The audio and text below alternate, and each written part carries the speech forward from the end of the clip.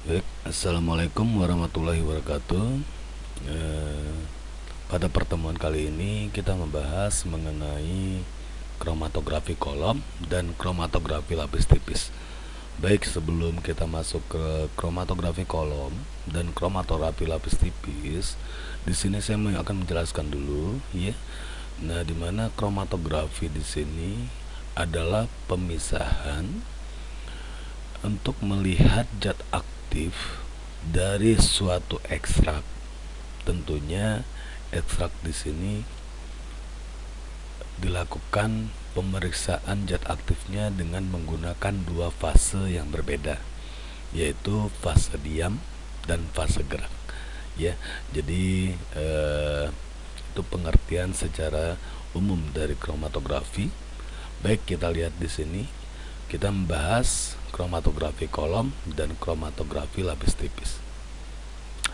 Adapun kromatografi kolom di sini adalah merupakan suatu aplikasi yang bisa digunakan di dalam untuk mencari komponen-komponen campuran, ya, di dalam senyawa. Dan tentunya di sini komponen-komponen yang dilakukan di dalam suatu senyawa, ya, bagaimana caranya komponen campuran ini dia terdeteksi dengan menggunakan kromatografi kolom. Jadi masih campuran, makanya harus dibikin dalam bentuk senyawa, dalam bentuk dianalisis dengan kromatografi sehingga menjadi murni. Dan selanjutnya harus bisa juga digunakan untuk komponen-komponen atau mengidentifikasi komponen-komponen yang belum diketahui, ya. Jadi kromatografi kolom ini aplikasinya, ya. Komponen-komponen di sini tentunya adalah komponen-komponen senyawa kimia yang belum diketahui sama sekali, jadi bisa diidentifikasi. Selanjutnya di sini adalah bisa melihat seberapa besar komponen-komponen di dalam konsentrasi tersebut. Di sini untuk melihat atau memonitoring suatu produk, ya, baik itu di industri farmasi maupun di bidang bioteknologi, ya. Jadi ini aplikasi dari kromatografi. Nah, kromatografi di sini ada kromatografi kertas, ya. Terus selanjutnya kromatografi lapis tipis, ada kromatografi cair kinerja tinggi, ada kromatografi gas, ada kromatografi kolom, ya. Nah, ini yang sudah pernah dipraktikumkan. Jenis-jenis kromatografi di sini, ya, yang tadi kromatografi lapis tipis yang disebut dengan TLC, ya, thin layer kromatografi. Kromatografi kolom yang disebut dengan kolom kromatografi. Jadi kromatografi kolom di sini yaitu adanya yang adsorpsi, menyerap keseluruhan, ya. Terus kromatografi partisi cair-cair di sini menggunakan cairan atau pelarut yang digunakan. Ada kromatografi pertukaran ion dan kromatografi filtrasi gel. Dan ada disebut juga GC atau kromatografi gas. Nah, sekarang kita lihat di dalam kromatografi kolom adanya pemisahan kutub muatan positif dan negatif dari suatu molekul sebagai akibat terbentuknya konfigurasi tertentu dari atom-atom penyusun. Nah, tentunya di sini, ya, kutub muatan positif dan negatif ini tersusun, ya, dari suatu molekul-molekul, ya, sehingga terkonfigurasi dari atom-atomnya, ya.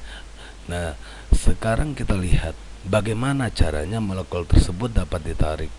Jadi molekul tersebut dapat ditarik oleh molekul lain yang memiliki polaritas, ya. Kemarin juga kita sudah bahas di dalam melakukan suatu penyarian atau suatu ekstraksi, kita harus mengetahui tingkat kepolarannya terlebih dahulu dan pelarut yang digunakan, ya.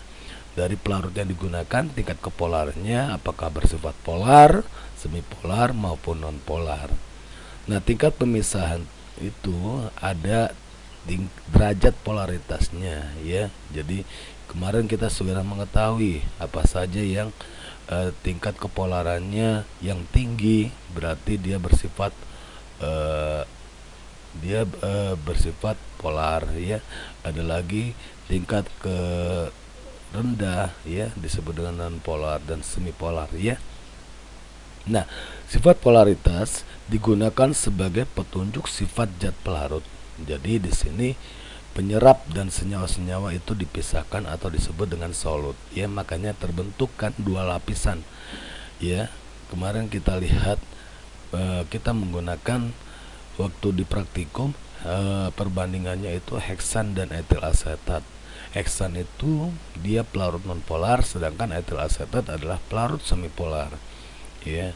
Nah di sini ya, kalau seandainya air yang memiliki polaritas terbesar, nah ini yang tadi ya, tingkat kepolaritasnya tinggi karena konfigurasi elektron geometri molekul dapat menghasilkan dipol permanen yang sangat kuat. Nah jadi air di sini bisa ya, dia termasuk tingkat kepolaran yang tinggi. Nah sekarang kita lihat apa saja ya yang digunakan di dalam fase diam. Jadi fase diam ini dia bersifat adsorben ya, dan apa juga yang digunakan, pelarut yang digunakan. Nah sekarang kita lihat ya, penyerap atau fase diam yang digunakan dalam kromatografi kolom bisa bersifat polar ataupun non polar. Jadi ada yang bersifat adsorben polar, itu yang silika gel yang kita gunakan ya. Jadi silika yang untuk for kromatografi ya, dan alumina ini dia bersifat polar. Yang bersifat non polar, adsorbennya adalah penyerapnya di sini adalah arang atau karsoal. Jadi fase diam di sini dia bisa menyerap untuk zat yang tidak aktif ya. Jadi ini adsorben polar dan adsorben non polar. Nah sekarang adsorben yang silika gel dan alumina ini yang bersifat polar, kita lihat ya. Silika gel ini bersifat asam dan berfungsi untuk memisahkan senyawa yang bersifat asam, digunakan untuk kromatografi lapis tipis. Jadi kalau asam berarti pH-nya di bawah 7. Sedangkan alumina ini dia bersifat basa. Untuk bersifat basa berarti di atas 7, berarti 8 sampai 14 pH-nya. Nah, di sini gunanya untuk memisahkan senyawa yang bersifat basa di dalam kromatografi kolom. Kromatografi kolom di sini ada beberapa macam jenis ya. Ada kromatografi adsorpsi yang kita gunakan kemarin adalah adsorpsi ya. Nah, di sini terabsorpsi semua pada permukaan adsorben yang dipakai untuk bahan isian kolom ya. Jadi bahan kolomnya. Nah kalau untuk partisi ini ya merupakan lapis mengalami partisi, komponen yang mengalami partisi antara lapisan cairan tipis pada penyangga padat bertindak sebagai fase stasioner dan elemen yang bertindak sebagai fase gerak. Nah terus selanjutnya kromatografi pertukaran ion memisahkan komponen yang berbentuk ion yang terikat pada penukar ion sebagai fase stasioner secara selektif akan terlepas atau terelusi oleh fase mobil. Nah, sementara kromatografi filtrasi gel di sini diisi dengan gel permeable sebagai fase stasioner dan pemisahan berlangsung seperti proses pengayakan didasarkan pada ukuran molekul dari komponen yang dipisahkan. Nah sekarang kita lihat bagaimana metode kerja atau mekanisme kerja dari kromatografi absorpsi ya. Nah ini ya yang digunakan sebagai adsorbennya ini adalah fase diam ya atau fase stasioner. Nah ini kita untuk fase diam yang kita gunakan alumina dan silika gel yang paling sering digunakan. Nah di sini ya urutan-urutan adsorbensinya dari besar ke kecil: alumina, karsoal, silika, magnesium, kalium karbonat, sukrosa, start dan selulose. Nah ini semuanya adalah yang termasuk ke dalam fase diam. Jadi fungsi fase diam ini mengikat zat yang tidak aktif yang dilalui oleh ekstrak ya. Nah Terus selanjutnya ada pelarut yang digunakan sebagai fase mobil, ini adalah sebagai fase gerak. Nah, tentunya di sini pelarut itu melakukan elusi, ya, terlarut, ya. Jadi dia terlarut perlahan-lahan sehingga terjadi waktu retensi yang terlalu lama. Jadi makanya tetes demi tetes kan keluarnya, ya. Jadi ekstrak tersebut didorong oleh fase gerak. Fase gerak ini mendorong ekstrak untuk masuk ke dalam fase diam, ya. Nah, di dalam fase diam inilah tentunya baru diikat zat tidak aktif otomatis yang keluar. Yang ditampung itu adalah zat aktifnya, ya. Nah, sekarang kita lihat beberapa macam golongan-golongan fase gerak atau pelarut yang digunakan. Fase gerak ini adalah pelarut, ya. Nah, sekarang untuk alumina ini bisa digunakan perfluorokarbon, hidrokarbon jenuh, hidrokarbon tak jenuh, halida dan eter, aldehid dan keton, alkohol dan tiol, dan asam dan basa. Nah, sekarang kita lihat bagaimana caranya mengisi kolom kromatografi. Pertama, ya, masukkan ke dalam kolom itu adalah kalau seandainya kita dengan kromatografi kolom dengan cara basah, pertama kita basahkan dulu atau kita jadikan bubur terlebih dahulu silika gel, ya. Setelah jadi bubur, kemudian dipadatkan, ya. Setelah dipadatkan, begitu setelah dipadatkan, tidak boleh adanya oksigen atau tidak boleh adanya udara di dalam fase gerak yang kita masukkan. Tapi di dalam kolom tersebut kita sangga dulu di dekat keran, kita sangga dengan menggunakan kapas, ya. Nah, di sini biasanya kecepatan elusinya atau kecepatan geraknya 1 cm per menit.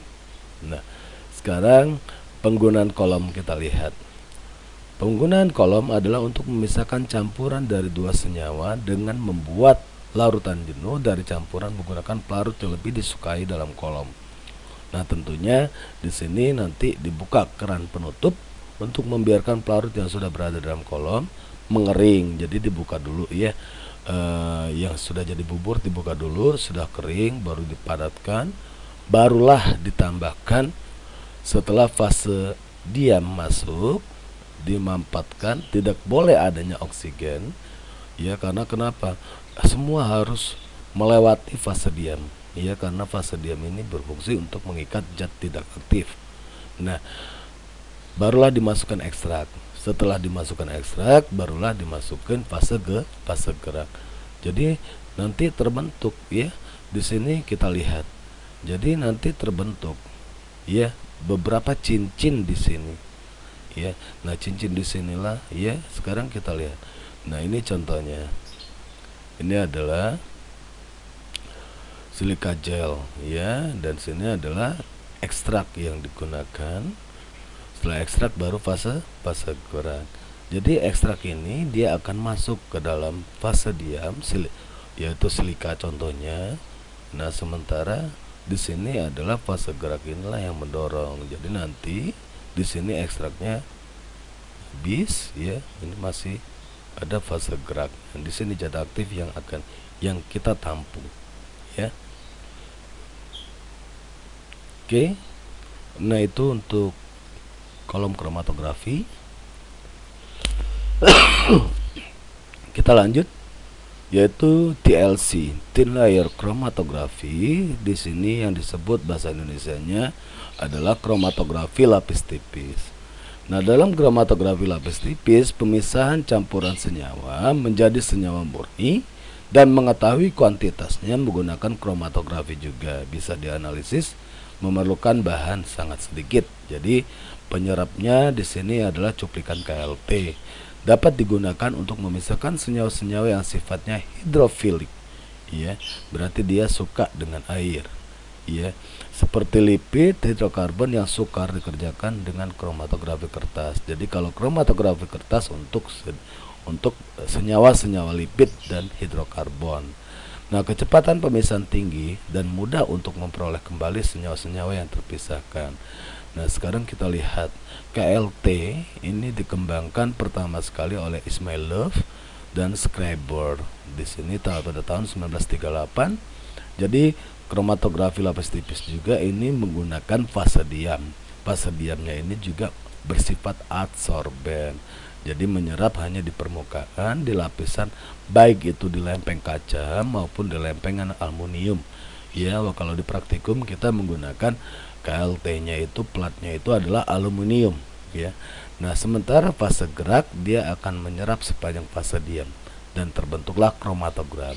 Jadi di sini yang metode di sini adalah metode kromatografi kolom sederhana, ya, dalam pemisahan dan sensitif. Nah, sekarang kita lihat apa sih keuntungan dari TLC atau KLT. Di sini adalah sebagai analisis untuk mengidentifikasi komponen-komponen atau senyawa-senyawa kimia dengan bisa menggunakan reaksi warna, fluoresensi, pemadaman fluoresensi, ataupun dengan menggunakan radiasi ultraviolet. Makanya kalau seandainya tidak tampak bercak di dalam plat KLT, bisa dilihat dengan menambahkan radiasi ultraviolet. Selanjutnya, ya, TLC ini dapat dilakukan elusi dengan mekanik, ya, atau ascending, karena dia ascending ini adalah peningkatan atau penurunan dengan cara menggunakan pelarut atau fase gerak yang digunakan. Jadi dari titik penotolan apakah dia akan naik ke atas, ya. Selanjutnya kecepatan penentuan kadar akan lebih baik karena komponen yang ditentukan merupakan noda yang tidak bergerak. Jadi otomatis kita lihat, ya, perbandingan noda yang bergerak itu sampai seberapa ketinggian yang dia melewati dari fase diam. Nah, dalam kromatografi lapis tipis ini tentunya kita harus melihat retardation factor, atau orang suka bisa menyebutkan retention factor, yang dalam penentuan kualitatif dibandingkan dengan standar. Jadi kita harus tahu, ya, perbandingan Jadi kalau seandainya belum tahu perbandingan, harus kita lakukan dulu, ya. Akan kita lakukan dulu pemeriksaan. Kalau memang belum ada, kalau sudah ada standar pembandingnya, ya sudah, kita langsung aja. Ya, kalau di praktikum sengaja kita bikin 5 perbandingan, yang mana nih yang sesuai dengan standar. Nah, tentunya di dalam kromatografi lapis tipis, ya, kalau seandainya kita melihat secara kuantitatif bisa, ya, dengan cara dikerok kemudian diisolasi dengan pelarutnya. Nah, ini, ya, perhitungan nilai RF, ya, dengan warna dihitung. Jadi kita harus tahu dulu, ya, fase geraknya itu tingginya segimana, ya. Kalau seandainya jarak yang ditempuh oleh fase gerak, ya, ini atau yang ditempuh oleh pelarut ini yang termasuk ke dalam B. Jadi yang ini yang harus kita ketahui terlebih dahulu. Setelah itu barulah kita totolkan. Setelah kita totolkan, kita masukkan kembali ke dalam chamber di dalam fase gerak. Nah, di dalam penotolan ini bisa naik, bisa jadi satu totolan bisa menjadi 3 atau hanya 1, ya. Jadi ini misalnya yang merah berarti jaraknya yang ditempuhnya berapa. Misalnya di sini adalah jaraknya yang ditempuh adalah 3, ya. Jarak yang ditempuh komponen atau yang titik penotolan. Sementara jarak yang ditempuh oleh aluen atau pelarut, ya, atau pengembang di sini misalnya 6, berarti 3 dibagi 6 berarti 0,5. Ya, ini contoh, ya. Nah, di sini 1,7 dibagi 5, ya. Ini yang berwarna merah dari garis awal di sini, ya. Nah, disinilah, ya, untuk cara perhitungan nilai RF. Nah, untuk kromatografi lapis tipis adalah analisis sampel yang tidak berwarna.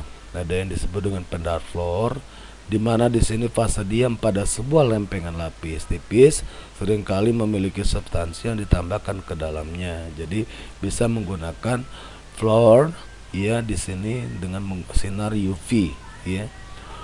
Pendaran ini ditutupi pada posisi di mana bercak pada kromatograf berada. Di sini meskipun bercak itu tidak tampak, bisa digunakan sinar UV, ya. Jadi dalam lempengan itu bercak-bercak atau noda atau yang akan ekstrak, yang akan kita lihat nilai RF-nya, bisa menggunakan sinar atau lampu UV ya. Nah, untuk penunjukan bercak secara kimia, nah kalau ini ya bisa juga ya, dimana di sini ada beberapa kasus bercak menjadi tampak bisa menggunakan dengan di sini sebagai produk yang berwarna adalah menggunakan menambahkan campuran asam amino ya. Jadi asam amino dimasukkan ke dalam pengembang, di sini bisa membentuk warna ya tentunya di sini. Nah, tentunya di sini ada juga ya dengan menggunakan larutan anhidrin dengan cara disemprot ya, dia bereaksi dengan asam amino membentuk warna coklat atau ungu. Ada juga dalam kromatogram tersebut ini dengan cara dikeringkan terlebih dahulu, kemudian ditempatkan di wadah tertutup, kemudian ditambah menggunakan kristal iodium ya.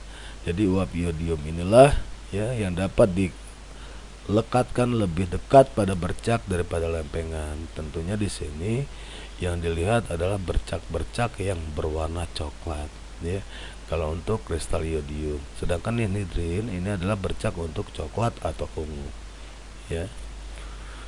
Oke, jadi untuk materi perkuliahan kali ini yaitu kromatografi kolom dan kromatografi lapis tipis ya. Kalau ada pertanyaan silakan komentar sekaligus absen di channel YouTube. Baik, terima kasih. Wassalamualaikum warahmatullahi wabarakatuh.